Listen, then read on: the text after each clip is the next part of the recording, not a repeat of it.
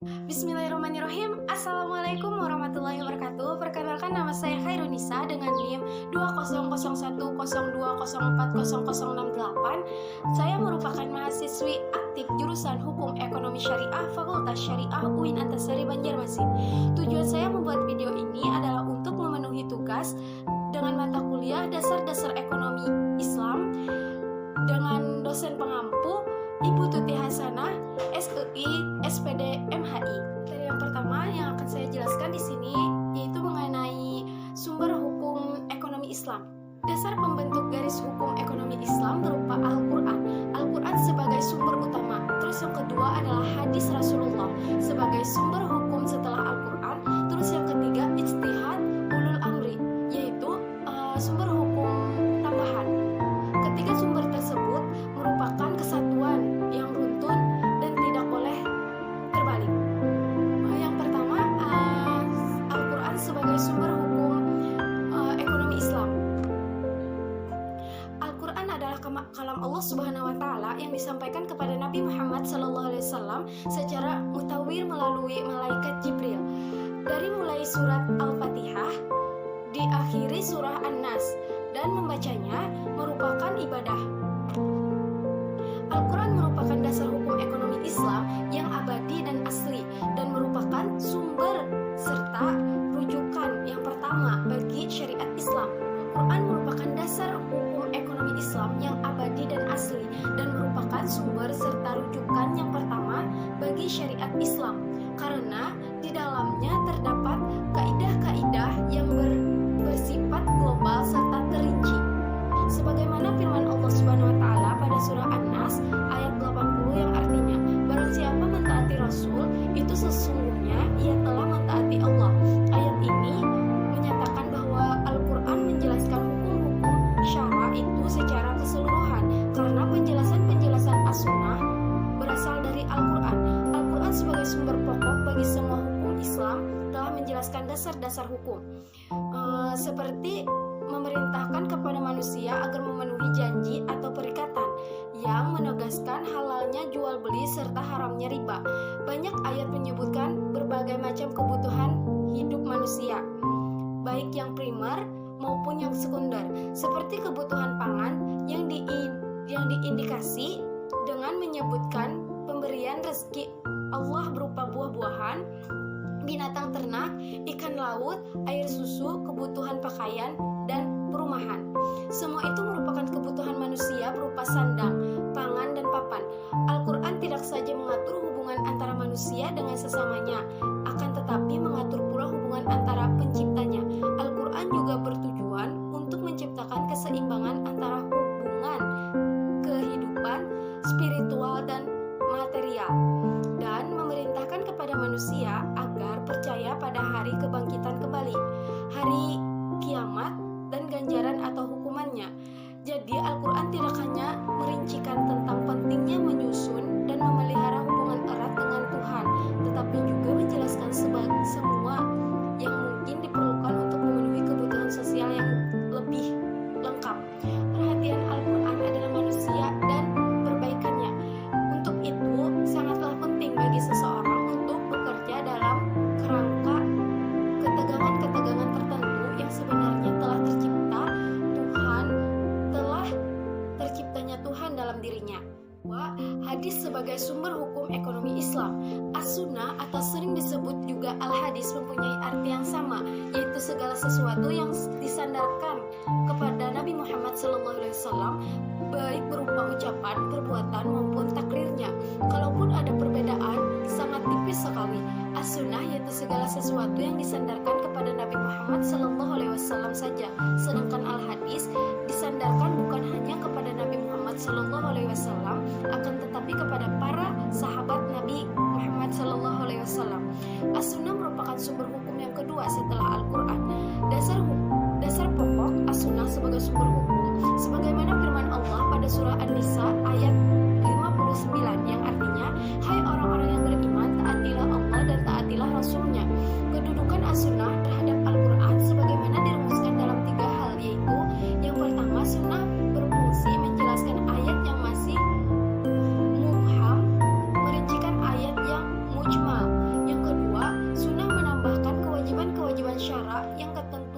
pokoknya telah ditetapkan dengan nas Al-Quran. Seperti sunnah datang dengan membawa hukum-hukum tambahan yang menyempurnakan ketentuan pokok tersebut. Terus yang ketiga, sunnah membawa hukum yang tidak ada ketentuan nasnya di dalam Al-Quran, seperti dalam masalah muamalat, yaitu Al-Quran memerintahkan untuk memenuhi janji atau perikatan. Ketiga, ijtihad sebagai sumber hukum ekonomi Islam. Ijtihad ini dapat diterapkan pada 4 cara dalam bentuk transaksi, yaitu yang pertama, lisan. Para pihak mengungkap kehendaknya dalam bentuk perkataan secara jelas. Yang kedua, tulisan. Ada kalanya suatu perikatan atau transaksi dilakukan secara tertulis. Yang ketiga, isyarat. Suatu transaksi tidak hanya dilakukan oleh orang-orang yang normal, orang yang cacat pun dapat melakukan transaksi. Apabila cacatnya adalah tunawicara, maka dimungkinkan akadnya dengan isyarat, asalkan terdapat pemahaman dalam transaksi tersebut. Terus yang terakhir atau yang keempat, perbuatan. Seiring dengan perkembangan kebutuhan masyarakat, kini transaksi dapat pula dilakukan dengan cara perbuatan saja, tanpa secara lisan, tulisan maupun syarat. Materi yang pertama ini dapat disimpulkan, ekonomi Islam atau ekonomi syariah saat ini sering diperbincangkan. Bahkan sudah banyak masyarakat menginginkan penerapan pada perekonomian di Indonesia. Seperti yang kita ketahui, beberapa jenis transaksi yang dilarang oleh Allah Subhanahu wa taala dan Rasulullah sallallahu alaihi wasallam tergolong ke dalam transaksi-transaksi non-real atau zalim yang dapat mengakibatkan darar atau bahaya bagi masyarakat dan negara. Oleh karena itu, perlu diatur mengenai kegiatan perdagangan agar tidak menyebabkan kegiatan yang darar atau bahaya. Kegiatan perdagangan tersebut diatur dalam sumber hukum ekonomi Islam yang meliputi Al-Quran, As-Sunnah atau hadis, serta ijtihad. Yang kedua yang akan saya jelaskan yaitu mengenai harta dan kepemilikan dalam Islam. Yang pertama adalah pengertian harta. Harta adalah dalam bahasa Arab disebut sebagai al-mal, yang merupakan bahasa berarti condong, cenderung, atau milik. Al-mal juga diartikan sebagai segala sesuatu yang menyenangkan manusia dan mereka pelihara, baik dalam bentuk materi maupun manfaat. Ada juga yang mengartikan dengan sesuatu yang dibutuhkan dan diperoleh manusia, baik berupa benda yang tampak seperti emas, perak, binatang, tumbuhan, maupun yang tidak tampak, yaitu seperti kendaraan, pakaian, tempat tinggal. Oleh karena itu, menurut etimologi, sesuatu yang tidak dikuasai manusia biasanya dinamakan harta, seperti burung di udara, ikan di laut, pohon di hutan, dan barang tambang yang ada di bumi. Adapun pengertian harta secara terminologi yaitu sesuatu yang diinginkan manusia berdasarkan batiatnya, baik manusia itu akan memberikan atau menyimpannya. Sedangkan menurut ulama Hanafiyah, al-mal yaitu segala yang diminati manusia dan dapat dihadiri ketika diperlukannya, atau segala sesuatu yang dapat dimiliki, disimpan, dan dimanfaatkan. Menurut definisi ini, harta memiliki 2 unsur. Yang pertama, harta dapat dikuasai dan dipelihara, atau sesuatu yang tidak disimpan atau dipelihara secara nyata tidak dapat dikatakan harta. Dapat dimanfaatkan menurut kebiasaan. Segala sesuatu yang tidak bermanfaat seperti daging bangkai atau makanan yang basi tidak dapat disebut harta atau bermanfaat, tetapi menurut kebiasaan tidak diperhitungkan manusia, seperti 1 biji gandum, segenggam tanah, dan sebagainya. Tidak disebutkan harta sebab terlalu sedikit hingga jatnya tidak bias dimanfaatkan kecuali jika disatukan dengan hal lainnya. Sudah menjelaskan tentang pengertian harta. Sekarang saya akan menjelaskan tentang konsep kepemilikan harta dalam Islam. Konsep kepemilikan harta dalam Islam mempunyai karakteristik yang unik, yang sejalan dan selaras dengan fitrah manusia. Terdapat beberapa tingkatan bentuk kepemilikan, antara lain yang pertama, Allah sebagai pemilik mutlak. Kepemilikan jenis ini bersifat unik karena prinsip umum bahwa harta bukan merupakan milik manusia atau makhluk lainnya.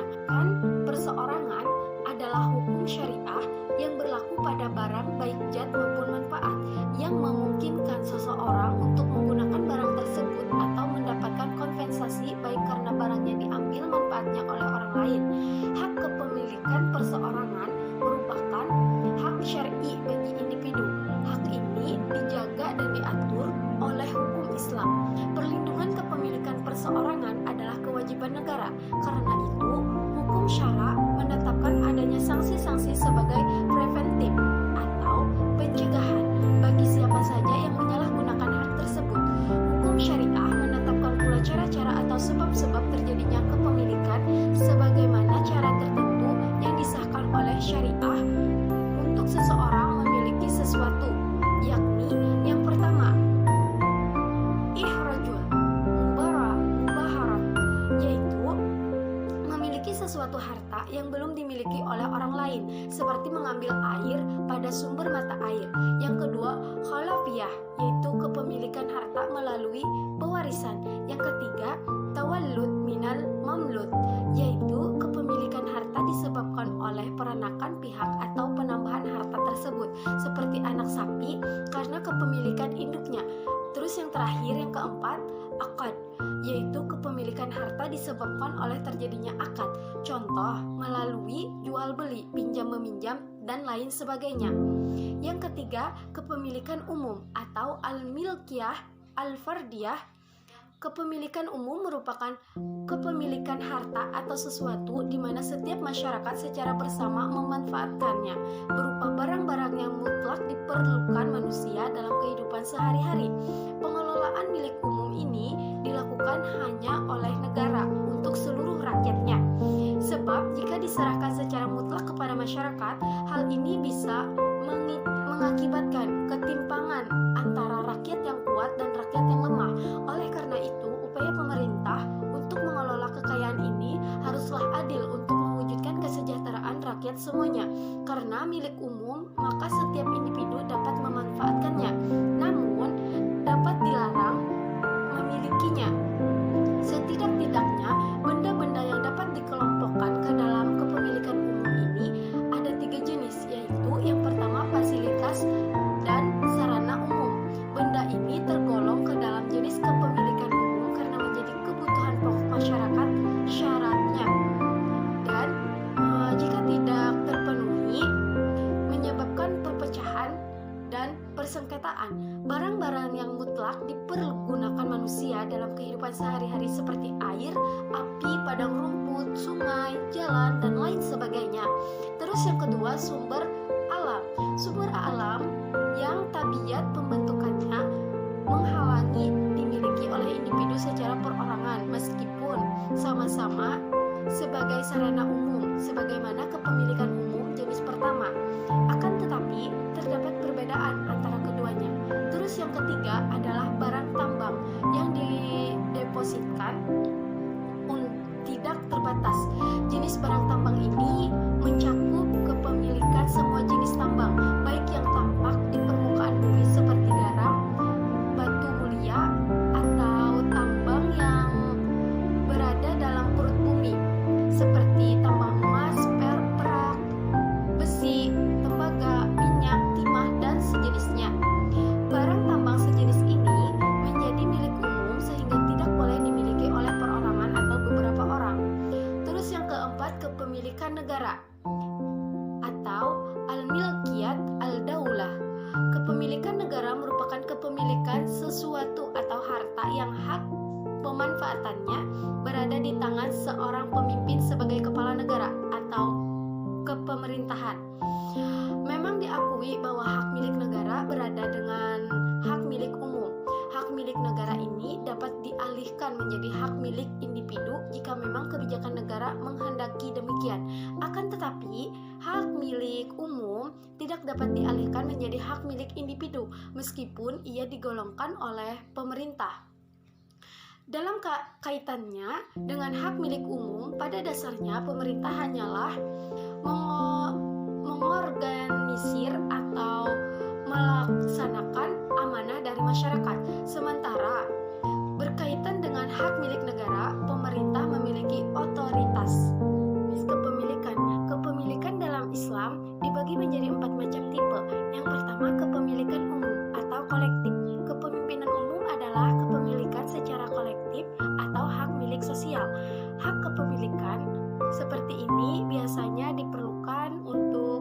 kepemilikan sosial. Contohnya wakaf, anugerah alam seperti air, rumput, dan api.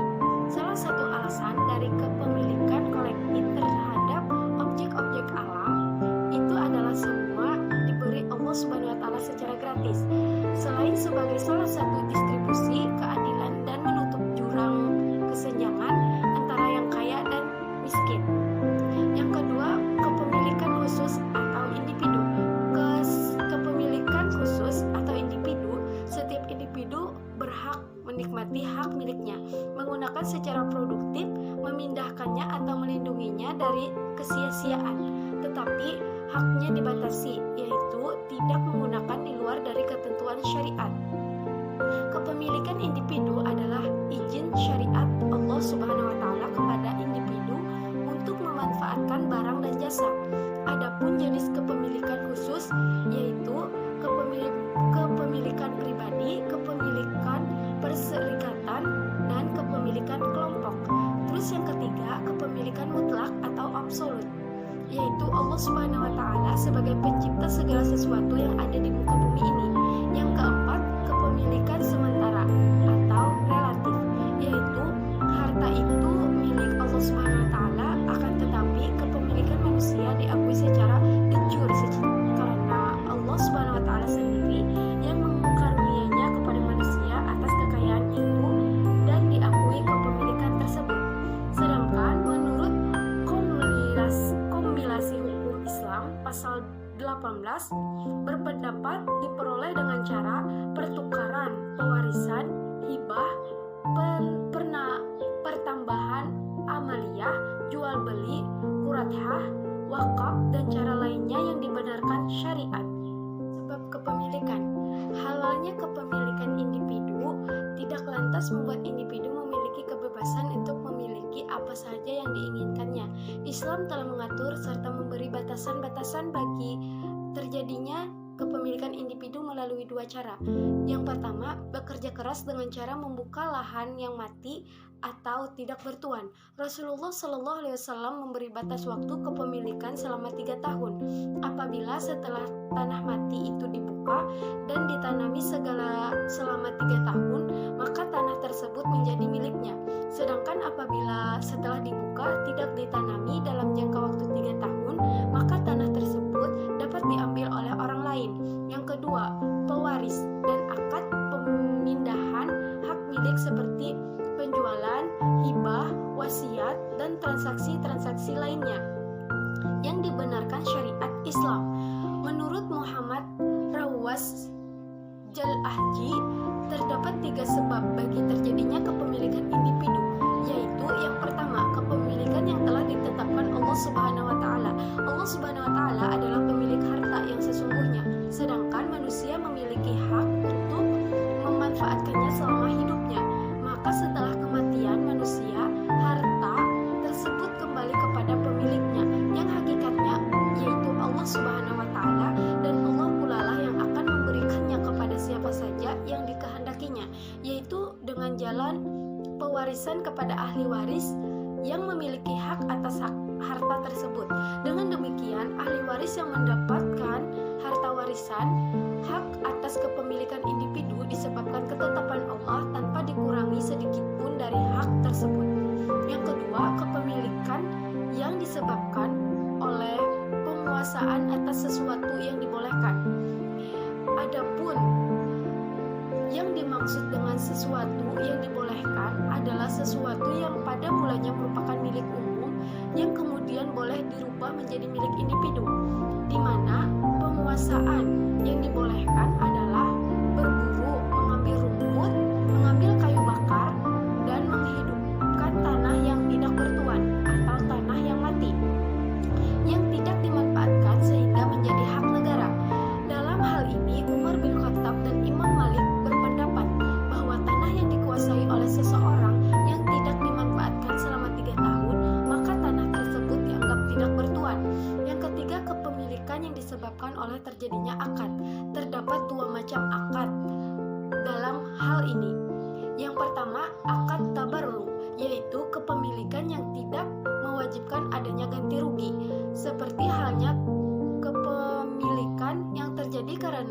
pemberian sedekah, wasiat, dan pinjaman. Terus yang kedua, akad barter, yaitu kepemilikan yang terjadi karena adanya proses tukar-menukar barang yang memiliki kesamaan, baik kesamaan secara fisik maupun nilai. Di antaranya contoh akad barter yaitu jual beli dengan segala bentuknya, ijarah, wakalah, dan lainnya. Materi yang ketiga adalah tentang riba, gharar, dan masyir. Yang pertama, pengertian riba. Riba secara etimologi berarti az-ziyadah, artinya tambahan. Sedangkan menurut terminologi adalah kelebihan atau tambahan, pembayaran tanpa ada ganti atau imbalan yang disyaratkan bagi salah seorang dari dua orang yang membuat akad atau transaksi. Di antara akad jual beli yang dilarang keras antara lain adalah riba. Riba secara bahasa berarti penambahan atau pertumbuhan, kenaikan, dan ketinggian. Sedangkan menurut syara, riba berarti akad untuk satu ganti khusus tanpa diketahui pergantiannya dalam penilaian syariat ketika berakat atau bersama dengan mengakhirkannya kedua ganti atau salah satunya. Dengan demikian, riba menurut istilah ahli fikih adalah penambahan pada salah satu dari dua garis yang sejenis tanpa ada ganti dari tambahan ini. Tidak semua tambahan dianggap riba, karena tambahan tergantung dihasilkan dalam sebuah perdagangan dan tidak ada riba di dalamnya, hanya saja ditambahkan dan istilahkan dengan nama riba.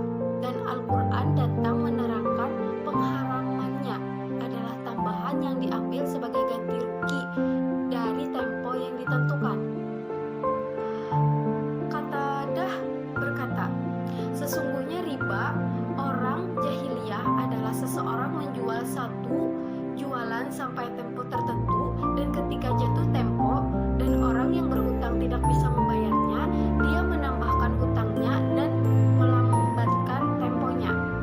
2. Pengertian gharar. Gharar merupakan larangan utama kedua dalam transaksi muamalah setelah riba. Penjelasan pasal 2 ayat 3 Peraturan Bank Indonesia nomor 10/16/PBI/2008 tentang perubahan atas Peraturan Bank Indonesia nomor 9/19/PBI/2007 tentang pelaksanaan prinsip syariah dalam kegiatan penghimpunan dana dalam penyaluran dana serta pelayanan jasa bank syariah, memberikan pengertian mengenai gharar sebagai transaksi yang objeknya tidak jelas, tidak dimiliki, tidak diketahui keberadaannya, atau tidak dapat diserahkan pada saat transaksi dilakukan kecuali diatur lain dalam syariah.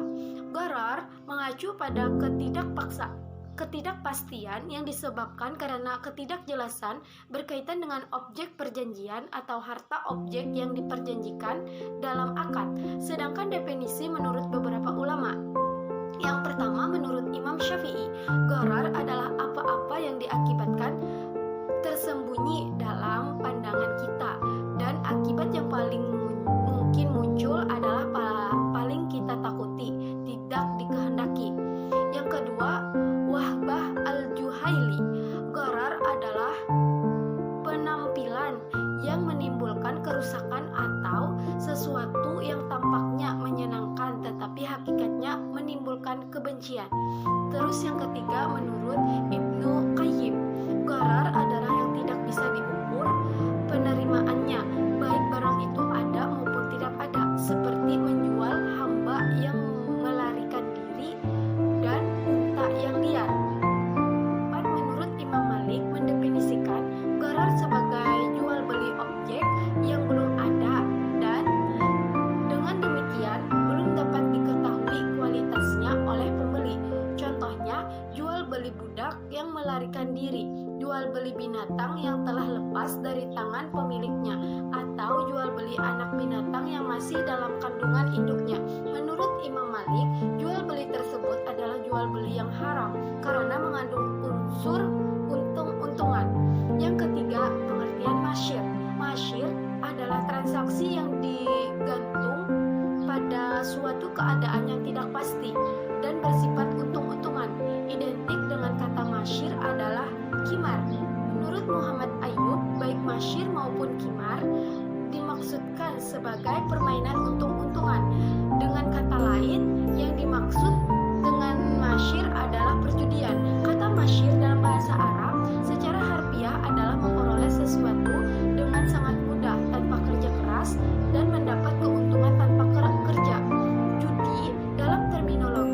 pertama diartikan sebagai suatu transaksi yang dilakukan oleh dua pihak untuk kepemilikan suatu benda atau jasa yang menguntungkan satu pihak dan merugikan pihak lain dengan cara menggaitkan transaksi tersebut dengan suatu tindakan atau kejadian tertentu.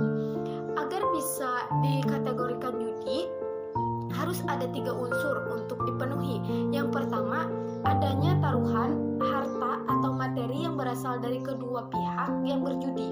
Kedua, adanya suatu permainan yang digunakan untuk menentukan pemenang dan yang kalah. Yang ketiga, pihak yang menang mengambil harta atau sebagian ataupun seluruhnya yang menjadi taruhan, sedangkan pihak yang kalah kehilangan harta. Contohnya, maisir ketika jumlah orang-orang masing-masing kupon togel dengan harga tertentu dengan menebak 4 angka, lalu diadakan undian dengan cara tertentu untuk menentukan 4 angka yang akan keluar. Maka ini adalah undian yang haram, sebab undian ini telah menjadi bagian aktivitas judi. Di dalamnya ada unsur taruhan dan ada pihak yang menang dan kalah, di mana yang menang materi yang berasal dari pihak yang kalah. Ini tidak diragukan lagi adalah karakter-karakter judi yang najis. Bismillahirrahmanirrahim.